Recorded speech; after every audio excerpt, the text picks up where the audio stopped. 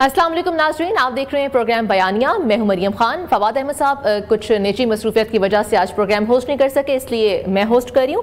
नाज़रीन, अमेरिका में ट्रंप की जीत के साथ ही दुनिया भर में क़यास आराइयाँ और जो सियासी पंडित नित नए तज्ज़िये कर रहे थे, और यही तज्ज़ियों और तबसरों में से पाकिस्तान के मुतालिक भी जो कहा जा रहा था, एक अहम गर्दिशी थ्योरी थी कि ट्रंप की एक कॉल आएगी और बानी PTI बाहर आ जाएंगे, मतलब ट्रंप जदों आवेगा तो लग बता जावेगा, ये बात कही जा रही थी। अब अगर ऐसा था या है तो वो कॉल कब आएगी, या फिर आएगी भी या नहीं आएगी, इस हवाले से भी बात करेंगे।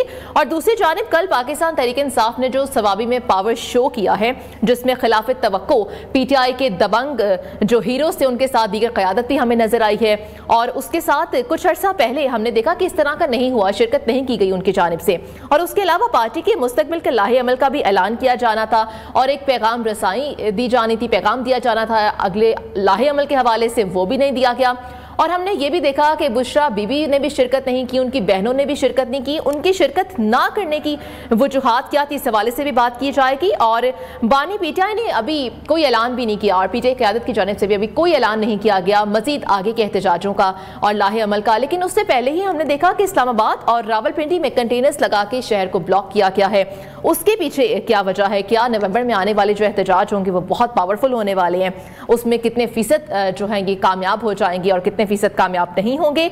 इसके अलावा हमारे साथ मौजूद होंगे हमारे मेहमान जिनसे हम बात करेंगे। उसमें हमारे बहुत मोअज़्ज़ज़ मेहमान हुक्मरान जमात पाकिस्तान मुस्लिम लीग नून से खेलदास कोहिस्तानी साहब मौजूद हैं। अस्सलाम वालेकुम खेलदास साहब। इसके अलावा हमारे साथ मौजूद हैं आसमा वदूद साहिबा जो कि सीनियर तज्ज़ियाकार हैं। सबसे पहले बात करते हैं खेलदास साहब हमारे साथ मौजूद हैं। अस्सलाम वालेकुम खेलदास साहब, उम्मीद है आप खैरियत से होंगे। खेलदास साहब, तो फिर अब जो PTI ने एहतजाज की कॉल दी है, तो क्या आप लोग तैयार हैं एहतजाज के लिए? आपकी हुकूमत को कोई खतरा तो नहीं होने वाला? और दूसरा ये कि बताइएगा कि इस मरतबा PTI क्योंकि कह रही है कि हम कफन बांध कर निकलेंगे, तो क्या इस मरतबा का एहतजाज पहले से कुछ मुख्तलिफ होगा या फिर वैसा ही होगा जैसा होता रहा है? जैसे देखें, ये जो वजीर आला KP के भड़के मारते हैं, और पूरी उसकी पार्टी ने भी देख लिया है, पूरी आवाम ने भी देख लिया है किस तरह डी चौक से चाय के बहाने पे निकले थे, फिर कहानी बना के 12 ज़िलों से गुजर के KPK में जाके सो गए थे। उसके बाद उन्होंने एक ऐलान किया था कि चीफ जस्टिस को हम हलफ उठाने नहीं देंगे, चीफ जस्टिस का रास्ता रोकेंगे। और उसी जुडिशल कमीशन में इसकी पार्टी इस वक्त बैठी हुई है। PTI के 2 अरकान जो सेनेट से और नेशनल असम्बली में वो हिस्सा है और उस बिज़नेस में हिस्सा ले रहे हैं। उन फैसलों में तोसी की है, 26 तरमीम की इन्होंने मुखालफत की थी, मगर वो मौजूद है। तो ये सब जो मौजूदा क़यादत है बशमूल वज़ीर आला KP के, ये सिर्फ अपने वोटर को, सपोर्टर को दिलासा देने के लिए इस तरह की भड़के मारते हैं। इनमें एहतजाज करना और एहतजाज तहरीक चलाना या जो बानी PTI की रिहाई के लिए कोई संजीदा कोशिश करना इनके बस की बात नहीं है। ये सब जो है अपने कंप्रोमाइजिंग है, और मैं समझता हूँ इनके जो इंतशार से पाकिस्तान की आवाम तंग आ चुकी है। KPK की आवाम ने कल आपने देखा जलसे में उनके सरकारी मुलाजमीन, क्योंकि अब तो उन्होंने 1 लाख जो असातिज़ा थे उनको निकालना, ये तो कहते थे 1 करोड़ नौकरियां देंगे, उनको निकालने का नोटिफिकेशन जारी कर दिया। तो ये जो सरकारी मुलाजमीन है KPK के, उनको जुलूस में लाजमी शिरकत करने के लिए यकीनी बनाते हैं। मैं समझता हूँ सवाबी और KPK अवाम ने इनको मुस्तरद किया है। कहाँ थी पंजाब की क़यादत और कहाँ गए वर्कर, उनके क्यों नहीं पहुंचे उस जलसे में? मैं समझता हूँ डेरा गाजी खान के भी वर्कर नहीं गए। तो ये मौजूद थे जो पहली दफा में उनके साथ नहीं थे। पार्टी के सरबराह जो बानी PTI जेल से पैगाम दिया था, जो टिकट होल्डर, जो MNA MPA खुद नहीं आएगा उसको मैं आइंदा टिकट नहीं दूंगा, पार्टी से निकाल दूंगा। तो मतलब ये हालत हो गई है। जब MPA MNA जो लाखों वोट कहते हैं हम लेके आते हैं, उनकी हालत ये है तो कारकुन नहीं निकल रहा है। तो अवाम ने इस फसादी टोले की इंतशार को मुस्तरद कर दिया है, ना वो निकल सकते हैं ना ये तहरीक चला सकते हैं। और मैं समझता हूँ ये इंतशार अब ख़त्म, पाकिस्तान इस्तेकाम की तरफ बढ़ रहा है। पाकिस्तान की आवाम देख रही है कि महंगाई दिन ब दिन कम हुई है, जो है आवाम को रिलीफ मिल रहा है। बिजली में बड़ा वज़ीर आज़म शहबाज शरीफ साहब ने रिलीफ दिया है। क्योंकि अब इस वक्त माशी तौर पर माशी मैदान में किसी भी किस्म की चैलेंजेस का सामना नहीं करना पड़ा हुकूमत को, तो क्या लगता है हुकूमत अपनी मुद्दत पूरी कर लेगी? फिर हुकूमत हुकूमत बिल्कुल अपनी मुद्दा पूरा करेगी और पहला वज़ीर आज़म शहबाज शरीफ साहब है जो अपना 5 साल का टेन्योर पूरा करेगा। आज से पहले किसी वज़ीर आज़म ने बदकिस्मती से, ये कोई अच्छी बात नहीं है, इसमें हमें खुश नहीं होना चाहिए, मगर मैं आपको ये बताने जा रहा हूँ कि वज़ीर आज़म शहबाज शरीफ साहब पहला वज़ीर आज़म होगा इस मुल्क का जो अपना 5 साल का टेन्योर पूरा करेगा। और मैं समझता हूँ जिस तरह वो पाकिस्तान की मईशत को बेहतर किया है और पाकिस्तान के जो कर्ज़ों से जान छुड़ाने की उसकी जो विज़न है, वो कहते हैं कि ये IMF का आखिरी प्रोग्राम होगा। वो जब सऊदी अरब जाते हैं तो उनको अपने दोस्त ममालिक को कहते हैं मैं कर्जा लेने नहीं आया हूँ। तो वो सरमायाकारी के लिए जो उनकी पॉलिसी है, जिस तरह सऊदी, UAE, बाकी ममालिक जो है पाकिस्तान में सरमायाकारी करने आ रहे हैं, हो रही है, तो मैं समझता हूँ पाकिस्तान की किस्मत अब बदलने वाली है। ये जो मुश्किलात वाले दिन थे अवाम के लिए, मुल्क के लिए, कौम के, वो ख़त्म हो। हमारे साथ आसमा वदूद मौजूद हैं जो कि तज्जियाकार हमारे साथ। आसमा साहिबा, वेरी वार्म वेलकम। आसमा साहिबा, बताइएगा, बात कर रहे थे कि जो पावर शो किया गया सवाबी में PTI की जानिब से, उसमें बहुत सारी क़यादत हमें नजर आई जो कि पहले हमने नहीं देखी क़यादत जलसों में। लेकिन उसमें हमने ये देखा कि जो उनकी बहनें हैं बानी PTI की, उन्होंने शिरकत नहीं की, बुशरा बीबी ने शिरकत नहीं की। तो क्या आपको लगता नहीं है कि बुशरा बीबी को शिरकत करनी चाहिए थी, क्योंकि उससे एक पूरे जलसे में या पूरी पार्टी में एक नई रूह फूंकी जाती और जो कारकुनान थे उनका एक जज्बा और लेवल पर पहुंच जाता? देखिए, ये तो पहले तो मैं इस बात की बहुत एडवोकेट हूँ कि आप किसी को डिप्राइव नहीं कर सकते उसके अपने पॉलिटिकल व्यू रखने पे या उनको पॉलिटिकली मेन स्ट्रीम पॉलिटिक्स में आने पे। स्पेशली खवातीन के बारे में बहुत ही ज्यादा वेलकमिंग रही है PTI। तो मेरा ख्याल है जो खान साहब की सिस्टर्स हैं और खान साहब की बेगम, she has also equal right to participate in politics. But at the end of the day ये डिसीजन उनकी का है, उनकी पार्टी में क्या है। अगर वो इस चीज को इस तरह से लेना चाहें कि वो एक बुशरा बीबी को या अलीमा साहिबा को मेन स्ट्रीम पॉलिटिक्स में लाना चाहें, तो ये एक बहुत अच्छा डिसीजन होगा। मैं इसकी बहुत ज्यादा एडवोकेट, बहुत ही स्ट्रॉन्ग फ्रंटियर लीडरशिप की बहुत शदीद कमी है PTI में, और शायद ये दो खवातीन इस पर ये पोटेंशियल रखती हैं। इन्होंने प्रूव किया है इस 2-2.5 सालों में कि इनमें ये पोटेंशियल है कि ये पॉलिटिक्स की हीट भी बर्दाश्त कर सकती हैं और पॉलिटिक्स की डायनामिक को भी समझती हैं और उसको रिस्पॉन्ड भी कर सकती हैं। तो इनमें पोटेंशियल है। But at the end of the day ये पार्टी का डिसीजन है, ये खान साहब का डिसीजन है कि वो इन्हें मेन स्ट्रीम पॉलिटिक्स में लाना चाहते हैं कि नहीं। लेकिन जहां तक आपने कहा कि इससे इम्पैक्ट होता, डेफिनेटली इम्पैक्ट होता, मगर वो अभी मेन स्ट्रीम पॉलिटिक्स है नहीं, तो इस वजह से इस वक्त उधर वहां उनका होना बनता नहीं था। लेकिन लेटर ऑन द रोड अगर ये इस डायरेक्शन में सोचें तो it would be a brilliant decision. अच्छा, तो आसमा साहिबा, क्योंकि दोबारा से अली अमीन गंडा पूरी क़यादत कर रहे हैं और जो एहतजाज किए जाएंगे और जो जलसे किए जाएंगे उसकी क़यादत के हवाले से एक नया लाहेअमल बनाया गया है, लेकिन अली अमीन गंडापुर ही दोबारा से उस सबको फॉलो करने वाले हैं, तो उनका ट्रैक रिकॉर्ड देखते हुए क्या उन पर इक्तफा करना काफ़ी होगा? क्योंकि इससे पहले जैसे शेर अफजल मरवत ने भी कहा था, मीडिया पर आके उन्होंने कहा था कि बानी PTI को कुछ तहफ़्फ़ुज़ात थे, उन्होंने कहा था कि पूरा लाहेअमल चेंज किया जाएगा, अली अमीन गंडापुर अब उसको लीड नहीं करेंगे। अब दोबारा से अली अमीन गंडापुर ही लीड करें, तो क्या अब वाले जो जलसे एहतजाज होंगे उनमें क्या डिफरेंस होगा? जो पहले हुए हैं उनमें ऐसा क्या था जो अब वाले एहतजाज में होगा? देखिए जी, मैं तो हमेशा कहती हूँ कि जितने लोग स्टेज में बैठे हुए थे ना, ये तो इररेलेवेंट है। PTI की लीडरशिप इररेलेवेंट है। It is a bond between Khan साहब एंड द पीपल। हाँ, ये बात है, इस पिछले मिस्ड एडवेंचर के बावजूद द पीपल टर्न आउट और फिर पंडाल उसी तरह भरा जिस तरह से पहले भरता था।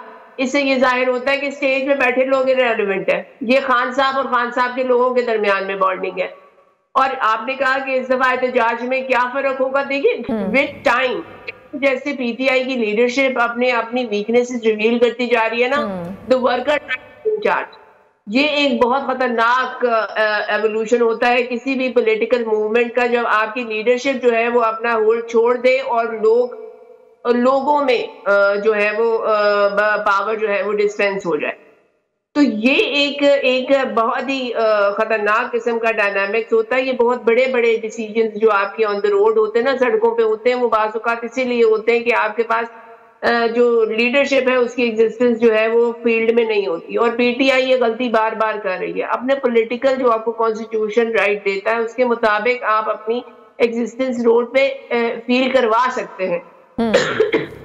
पर आप अपने वर्कर को जो इतना एंथुसियास्टिक है, इतना जुबिलेंट है, पॉलिटिकल आइडियोलॉजी को फॉलो करता है, उसको आप ऑन हिज ओन छोड़ देंगे तो ये एक केओस को दावत देने वाली बात।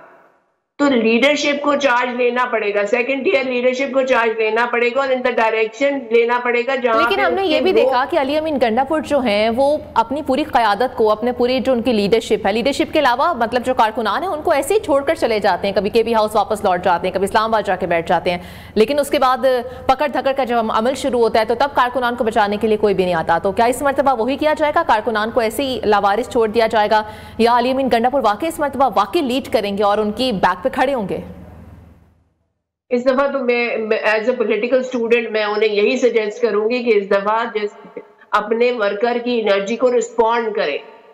आप उनकी एनर्जी को रिस्पॉन्ड करें जिस तरीके से आप उन्हें, जैसे हमने कहा कि हिस्ट्री रही है, वो क्या कहते हैं, not reaching the place where is supposed to be. इससे आपके वर्कर की एनर्जी डाउन नहीं हो रही, उसका मोरल कम नहीं हो रहा, वो बढ़ता चला जा रहा है और उसमें एक क्वांटम ऑफ एग्रेशन आ रहा है।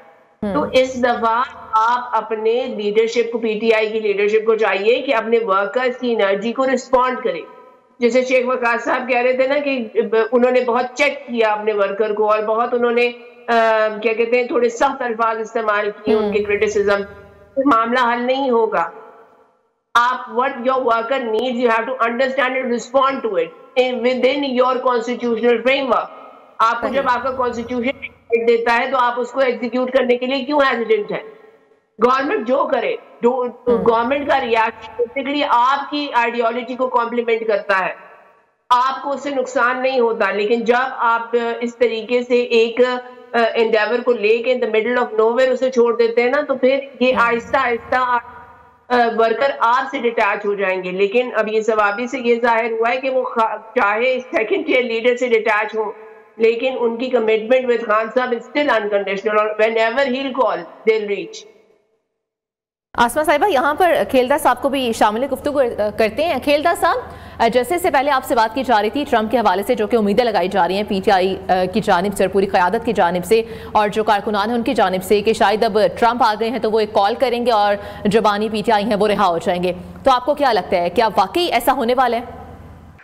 ये समझता है कि उनके कैंडिडेट ने, पीटीआई का कोई कैंडिडेट था जो अमेरिका का इलेक्शन जीता है। भाई क्या बात कर रहे हैं ये लोग।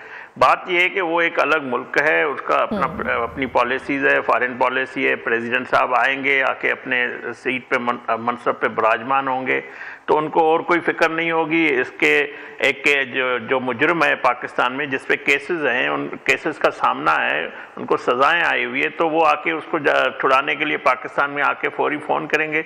ये बातें बचकाना किस्म की करना, ये मैं समझता हूँ इनसे, ये मौजूदा जो इनकी क़यादत है या जो लीडरशिप है उनको, या बाहर बैठे हुए जिन्होंने मशवरा दिया कि वाइस चांसलर का जो है इलेक्शन लड़ाया जाए यूनिवर्सिटी में, ऑक्सफोर्ड यूनिवर्सिटी में, इसी तरह का ये मजाक उन्होंने अपने बानी पीटीआई से किया है और उसको ये होप दिए कि हम आपको इस तरह बाहर निकालेंगे। इस तरह नहीं होता है कभी भी। पाकिस्तान एक आज़ाद मुल्क है, एक खुद मुख्तार मुल्क है, एक एटमी ताकत है, उसकी पॉलिसीज़ है, उसमें एक कानून है, एक आइन है। अगर बानी पीटीआई को आज़ाद होना है तो वो पाकिस्तानी अदालतों से, पाकिस्तानी सिस्टम से इंसाफ मिलना है। अगर उनके जुर्म जो है वो उसमें बेगुनाह साबित होंगे, अगर वो उसने कोई जुर्म किया है उसको सज़ा होगी और सज़ा मैं समझता हूँ उसको काटनी पड़ेगी। ये उम्मीद दिलाना और ये अपने आप को बेवकूफ़ बनाने की कोशिश है। अपने जो मैं समझता हूँ कोई भी जी शऊर आदमी इस तरह की गुफ्तगू नहीं करता है जिस तरह इनके जो पार्टी के लोग हैं ये कर रहे हैं कि ट्रंप आ रहा है, ट्रंप ये करेगा। आप मुझे एक इंटरव्यू मौजूद है बानी पीटीआई का जो हामिद मीर साहब ने लिया था, उसमें उन्होंने ट्रंप के खिलाफ जो बातें की थी और कहा था कि नवाज शरीफ से उसकी तशबीह कर रहे थे, तो वो भी चला के कौम को दिखाएं।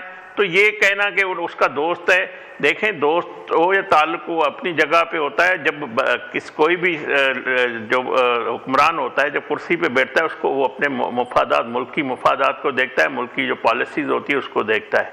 तो मैं नहीं समझता कि ये लतीफ़े के हद तक तो बात ठीक है कि लतीफ़ा सुनाया जाए, मगर ये इसमें कोई हकीकत नहीं है, ना ऐसा होगा। मतलब आपका मतलब है कि उनका कोई अमल दखल इसमें नहीं होने वाला। आसमा साहिबा से भी उनकी राय जानते हैं कि उनकी पार्टी तो बल्कि नहीं है, बल्कि वो तो तज्जियाकार हैं। सॉरी आसमा साहिबा, आपको क्या लगता है कि जो ट्रंप अब आ रहे हैं या वो जनवरी में ऑथ ले लेंगे, आ जाएंगे, तो उसके बाद क्या बानी पीटीआई के लिए कुछ मुश्किलात कम हो पाएंगी? जो पीटीआई की क़यादत कहती है कि जब वो आ जाएंगे, कॉल करेंगे, बानी पीटीआई रिहा हो जाएंगे, खुशियां मनाई जा रही थी ट्रंप के जीतने में, तो कुछ ऐसा लगता है? अगर ऐसा लगता है, ये जो पीटीआई अब जो एहतजाज कर रही है, तो फिर किस वजह से कर रही है? क्या फिर उनकी उम्मीदें टूट गई हैं वहां से?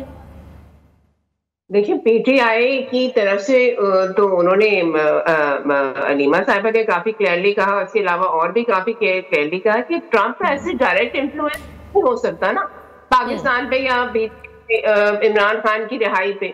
लेकिन बेसिकली वो चोर की दाढ़ी में तिनका। अभी सर ने कहा कि ऐसे कैसे हो सकता है कि दोस्ती यारी पे आपकी गवर्नमेंट बदल जाए।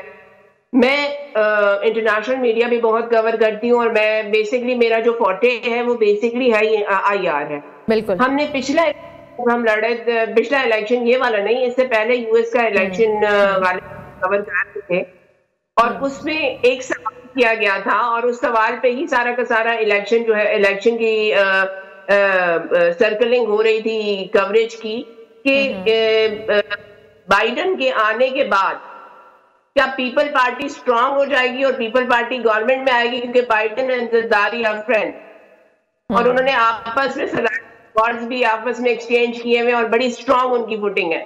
और अब तो हिस्ट्री बताती है कि जब बाइडन आया तो ज़रदारी साहब भी प्रेसिडेंसी में बैठे हुए और शहबाज शरीफ साहब प्राइम मिनिस्टर हाउस में बैठे हुए। तो ऐसा हो सकता, मैंने आपको हिस्ट्री से एक मिसाल दी है कि ऐसा हो चुका है पहले। अब जहां तक ट्रंप की बात है कि ट्रंप ऐसा करेगा या नहीं करेगा, देखिए बहुत सी चीजें ऐसी होती हैं जो कि किसी भी पॉलिटिकल डायनामिक्स में कैश कार्ड होती हैं। वो ऐसी होती हैं जैसे वो कार्ड ऐसे होते हैं जो चलते हैं। जैसे आपने इंडिया में अगर जीतना है ना, तो उसमें पाकिस्तान, एंटी पाकिस्तान कार्ड चलता है। जब लास्ट टाइम इलेक्शन में थोड़ी ट्रिकी सिचुएशन आई तो आपकी बॉर्डर पे वॉर स्टार्ट कर दी गई ताकि एक एम्पैथेटिक वोट लिया जा सके अपने लोगों की तरफ से इंडिया में, और हमारा पावर में आया। इसी तरह से अमेरिका में चलता है आपका ह्यूमन राइट्स कार्ड। ये बाइडेन गवर्नमेंट से बारहा सवाल ये किया गया कि वहां पे ह्यूमन राइट्स वायलेशन हो रही है, आप क्यों उस पर नहीं बोल रहे। उनकी आखिरी जो फॉरेन मीडिया कॉन्फ्रेंस थी, फॉरेन मीडिया ब्रीफिंग थी, उस पे भी ये सवाल हुआ। बिल्कुल आप सही कह रहे हैं, हमने भी सवाल सुना कि वहां पर सवाल किया गया और होता भी इसी तरीके से है, कहा जाता है, लेकिन वो अब उसमें कितनी सच्चाई है कितनी नहीं है, इसी हवाले से आपसे भी दोबारा से आपकी राय लेंगे, लेकिन यहाँ पर एक ब्रेक शामिल करेंगे।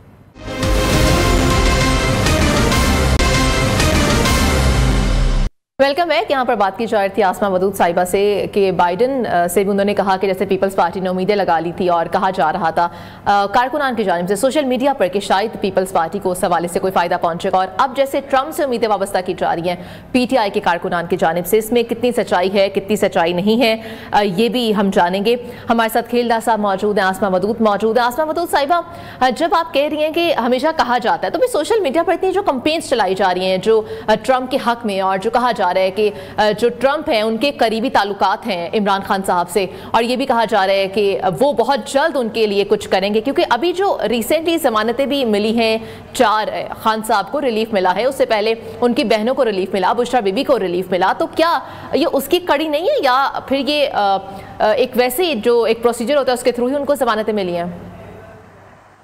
देखिए जी, पहले जैसे मैं आपको बता रही थी ना कि वहां पे ह्यूमन राइट्स की बात आएगी तो उस पे उनकी गवर्नमेंट को रिस्पॉन्ड करना पड़ेगा।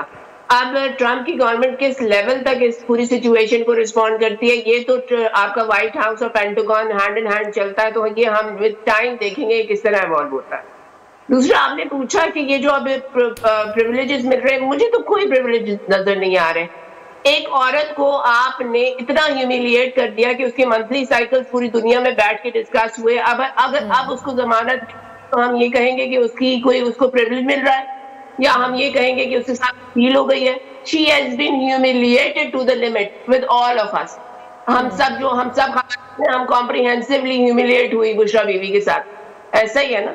इसी तरीके से आप रैंडमली सड़क पे खड़ी हुई दो खवातीन को लेके जेल में डाल दिया, फिर अगर उनकी जमानत वो डील होगी। खान साहब अंडर ट्रायल कैदी 3 हफ्ते तक आइसोलेशन में पड़ा रहा, ये डील हो रही है। किस किस्म की डील है जिसमें कोई प्रिविलेज नहीं है, जिसमें सिर्फ टाइटनिंग है। तो there is like nothing happening on the ground. हाँ, लेकिन अगर कभी इसमें से कोई ट्रूस निकला तो उसमें खान साहब को भी कोई एस्केप मिलेगा और एस्टैब्लिशमेंट भी, और ये जो डायनेस्टिक पॉलिटिकल फ्लैग बेयरर्स है ये भी अपने लिए कुछ ना कुछ बैक करेंगे। It will be a draw, it won't be a clear victory और अ लूजिंग। तो इसके लिए प्रिपेयर है। अभी ये मामला पैसिफाई होगा, इट विल बी पैसिफाइड इन अ वे कि हर किसी के पॉकेट में कुछ ना कुछ रहेगा, वरना तो आपका सिस्टम क्रम्बल होता है। वरना तो आपका सिस्टम अगर खान साहब इसी तरह स्टडी खड़े रहते तो आपका सिस्टम इज ऑन इट्स नीज, कितना सस्टेन कर लेगा।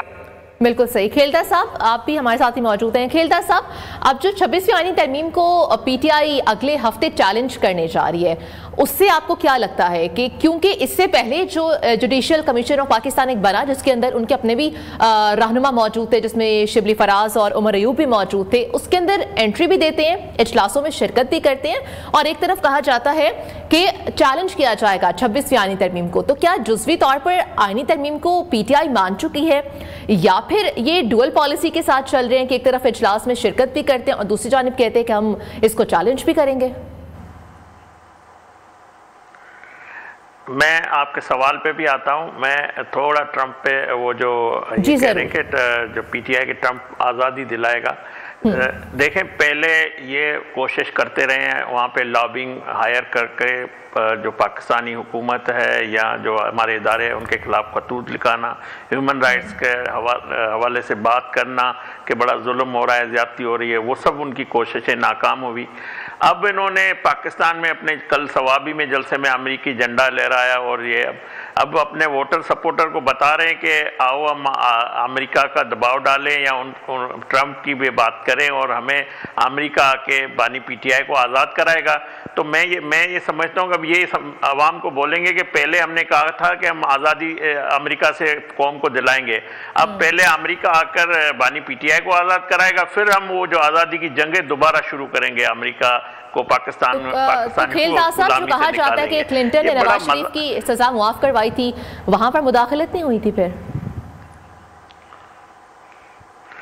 देखें, क्लिंटन से नवाज शरीफ साहब की दोस्ती थी, वो नवाज शरीफ साहब को पसंद करते थे, मगर मैंने आपको पहले भी कहा था अभी भी जो फॉरेन पॉलिसी होती है या जो रियासत की पॉलिसी होती है वो ताल्लुकात एक जगह पे होते हैं मगर वो अलग होती है, वो स्टेट टू स्टेट होती है कि शख्सियात के दरमियान कोई ज़रूर एक दूसरे को पसंद किया जा सकता है, ये ज़रूर होता है, पहले भी हुआ है, आइंदा भी होता रहेगा। मगर इसमें मैं नहीं समझता कि कोई मुल्क जो दूसरे मुल्क के मामलात में, अंदरूनी मामलात में इंटरफेयर करेगा। तो नवाज शरीफ साहब को क्लिंटन ने कॉल की थी कि आप ये एटमी धमाके ना करें, $5 अरब की पेशकश भी की थी नवाज शरीफ साहब, वो वजीर आज़म है जिन्होंने एब्सोल्युटली नॉट हकीकी तौर पे कहा था, उनको डायरेक्ट बात हुई थी, किसी दूसरे मुल्क या तीसरी फरीक या कोई और नॉट वाली बात तो खान साहब ने भी की थी जब हवाई अड्डों की बात की गई थी। नहीं, वो तो अब एब्सोल्युटली यस पे आ गए हैं ना, वो उसके नाट के अमली तौर पे तो कोई बात नहीं थी। नवाज शरीफ ने अमली तौर पे कहा था एब्सोल्युटली नाट, और उन्होंने कहा था कि हम एक कौम है, उन्होंने करके दिखाया। और दूसरी बात जो आप कह रही हैं 26 देखें, ये कहते हैं कि ये जाली असेंबली है, ये फॉर्म 47 से जीत के आए हैं, ये पार्लियामेंट को गालियां देते हैं, उस मैंडेट को गालियां देते हैं, मगर उस पार्लियामेंट का हिस्सा है, उस तमाम बिजनेस का हिस्सा है, तमाम जो 26वीं आईनी तरमीम की खुसूसी कमेटी थी उसमें मौजूद थे, मौलाना फजल रहमान साहब के साथ उनकी मुशावरत होती रही, पूरी डिटेल में बात होती रही, जो हमने करना चाहा था तरामीम उसको जो है फिर मौलाना फजल रहमान पीपल्स पार्टी ने हमें जो उन्होंने तजावीज़ दी जिसमें पीटीआई की तजावीज़ शामिल थी, उसको हमने 26 तरमीम को पास किया, उस ड्राफ्ट को पास किया जो इत्तेफाक राय से तमाम जमातों बशमूल पीटीआई का भी इत्तेफाक था, मगर उन्होंने कहा कि जाहिर है हमारा बानी पीटीआई हमसे नाराज होगा, आप ये खुद पास कर ले। तो वो भी आपने देखा था जब तरामीम पास हो रही थी 15-20 मिनट के लिए अंदर चले गए थे, उन्होंने नो भी नहीं किया था। तो मकसद वो हमसे यस कर रहे थे। और उसके बाद जो जुडिशल कमेटी बनी है, जो आपने भी कहा, वहाँ पे दोनों हजरात जो सेनेटर और एमएनए वो वहाँ पे मौजूद है, अपना वोट का हक भी उसमें इस्तेमाल किया है, अपनी राय भी देते हैं। तो मैं समझता हूँ ये थूक कर चाटना इनकी पीटीआई की पॉलिसी रही है।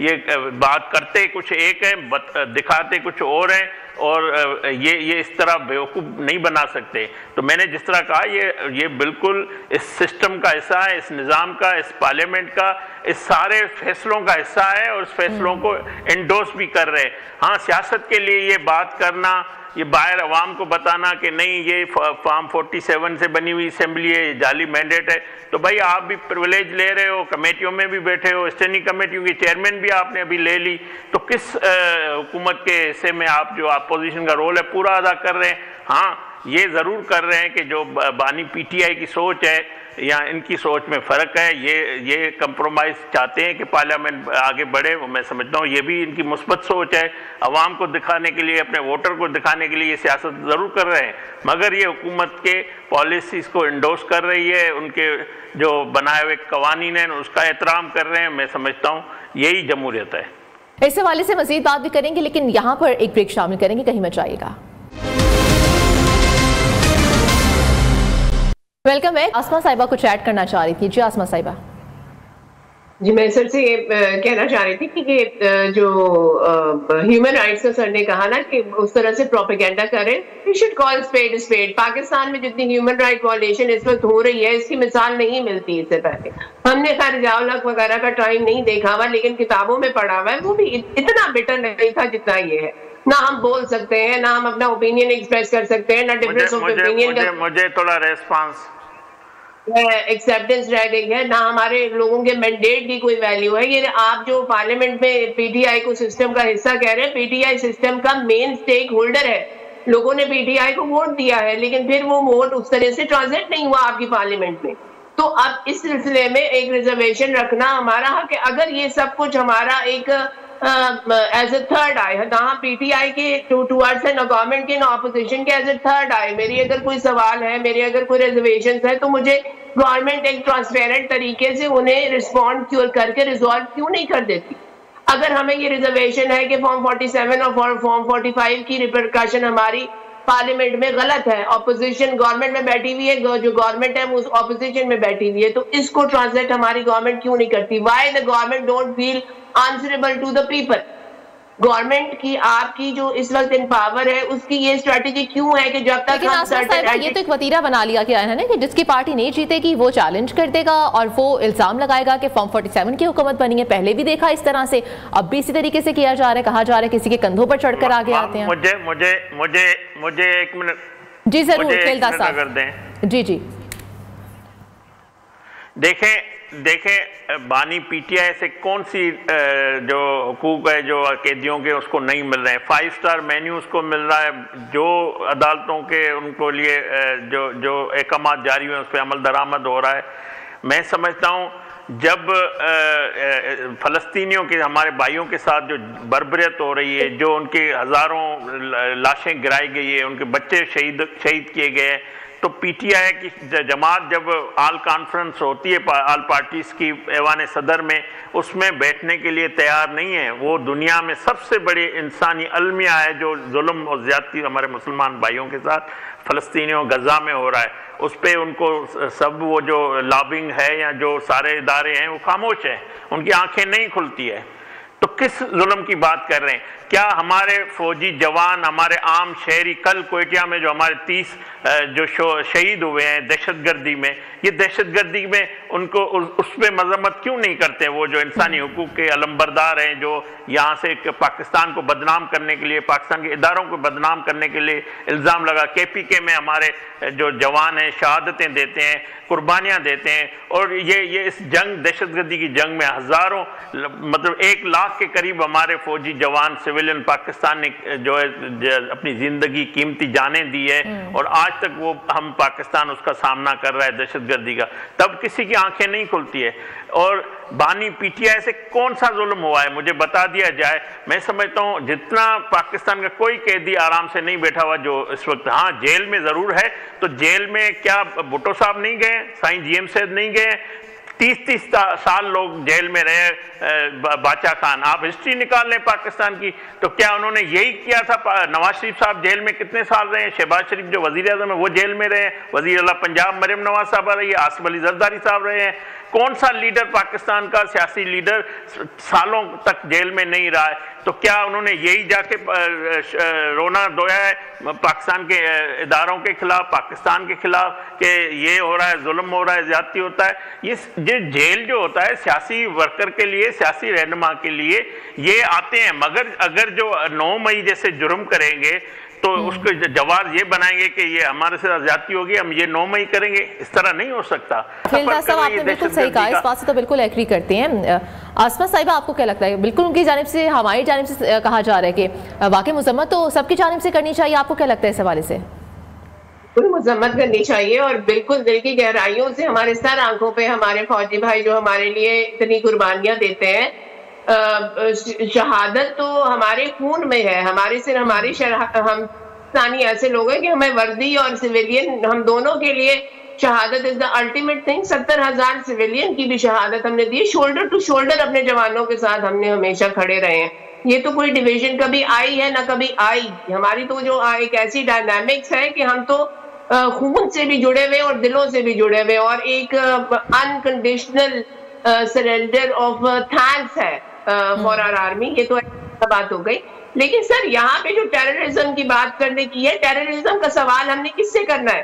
टेररिज्म का सवाल हमने गवर्नमेंट से करना है। सवाल तो हम करेंगे ना, हमारा वो ह्यूमन राइट्स की वायलेशन नहीं है, लेकिन हमारी सिक्योरिटी जिस आग में से निकल के हम। आसमा साहिबा वक्त बहुत कम है, एक लास्ट क्वेश्चन मैं करना चाहूंगी खेलदार साहब से। खेलदार साहब, अगर तो ट्रंप की हुकूमत दबाव डालती है हुकूमत के ऊपर, पाकिस्तानी हुकूमत के ऊपर खान साहब की रिहाई के लिए, तो फिर हुकूमत क्या करेगी? Absolutely not. ये हम पहले भी नवाज शरीफ कह चुका है, उसका भाई वजीर आजम शहबाज शरीफ है इस वक्त, ये सबको पता होना चाहिए। और ये हम पहले भी एब्सोल्युटली नॉट कह चुके हैं, अब भी कहेंगे। और तो दूसरी बात मेरी बहन कह रही है कि ये जो दहशतगर्दी का सवाल, मैं ये दहशतगर्दी का सवाल कर रही है, दहशतगर्दी का सवाल उनसे पूछें जिन्होंने सदर ममलकत आरिफ अलवी जब बैठे हुए थे, उन्होंने 102 दहशतगर्दों को जेल से वापस निकाला था और हजारों लोगों को बानी पीटीआई वापस केपीके में लेके आया था। दहशतगर्दों को जिम्मेवार वो लोग हैं। नवाज शरीफ ने इसके हवाले से भी बात करेंगे, अभी टाइम बहुत शॉर्ट है। आसमा साहिबा से भी जरा पूछ लेते हैं। आसमा साहिबा, बिल्कुल शॉर्ट टाइम है, आपकी इस हवाले से क्या राय है कि अगर तो उनकी जानिब से दबाव डाला जाता है अमेरिका की जानिब से, ट्रंप की जानिब से, तो क्या फिर क्या किया जाएगा? लाहेमल क्या अपनाया जाएगा? मैक्सिमम ट्रंप की जानिब से अगर कोई एम्फेसिस आएगा तो यही आएगा कि पॉलिटिकल विक्टिमाइजेशन को खत्म किया जाए और एक फेयर ट्रायल दिया जाए, और फेयर ट्रायल होगा तो आई एम वेरी कॉन्फिडेंट कि वो बंदा जिसने पूरी जिंदगी पाकिस्तान की खदमत की है वो इसमें से फेयरली निकल आएगा। ठीक है, बहुत शुक्रिया। हमारे साथ खेलदास मौजूद थे जो कि मुस्लिम लीग नून के रहनुमा थे। इसके अलावा हमारे साथ आसमा वदूद मौजूद थी, सीनियर तज्जियाकार। बहुत शुक्रिया आप दोनों मेहमानों ने कीमती वक्त दिया। प्रोग्राम का वक्त खत्म हुआ जाता है, हमें इजाज़त दीजिए। अल्लाह हाफिज़।